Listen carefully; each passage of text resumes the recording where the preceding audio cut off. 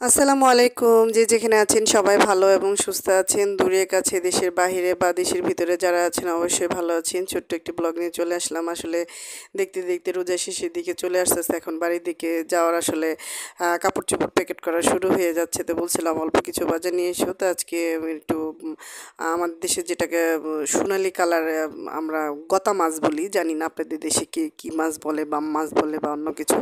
আমরা এটাকে গতা মাছ বলি। তো এটাকে আসলে আমি পেঁয়াজ দিয়ে ভুনা করলাম। তো ছোট্ট পরিসরে দেখাবো যে আসলে আমি এটা কীভাবে ভুনা করলাম।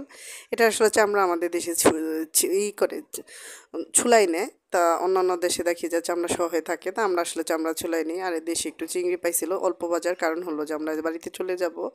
তো আমি তেল দিয়ে দিলাম, তেল দিয়ে জিরা ফোড়ন দিলাম। জিরা ফোড়ন যখন জিরা দেখবো একটু কালো হয়ে আসছে, স্যান্ড বের হইছে দেখবেন, তখন আপনারা পেঁয়াজ দিয়ে দিবেন। সুন্দর করে পেঁয়াজ ভালো করে ভেজে নিলাম। ভেজে নিয়ে আমি একটু কাঁচামরিচ দিয়ে দিলাম। তো পরিমাণ মতো কাঁচামরিচ দেবো, অল্প একটু করব যেহেতু শেষ সাথে খাবো দুজন। একটু বাটা মশলা বলতে একটু জিরা বাটা, একটু রসুন বাটা, হলুদ গুঁড়া, মরিচ গুঁড়া, ধনে গুঁড়া দিয়ে সুন্দর করে তেলটাকে কষিয়ে নিব। নিয়ে আমি মাছগুলো দিয়ে দিব। মাছগুলো দিয়ে 4-5 মিনিট কষাবো, বেশিক্ষণ কষাইতে হয় না।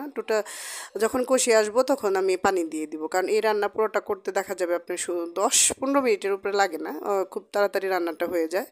যে যেখানে আছেন, যদি আমার ভিডিওটি ভালো লেগে থাকে অবশ্যই আমার চ্যানেলটি সাবস্ক্রাইব করে দিবেন, আমাদের পাশে থাকবেন, বেল বাটনে ক্লিক করে রাখবেন যেন পরবর্তী ভিডিও দিলে অবশ্যই আপনারা দেখতে পারেন।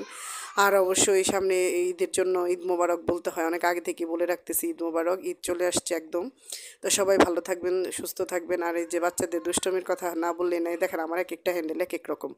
এই আজকে নিচের হ্যান্ডেলটা ভেঙে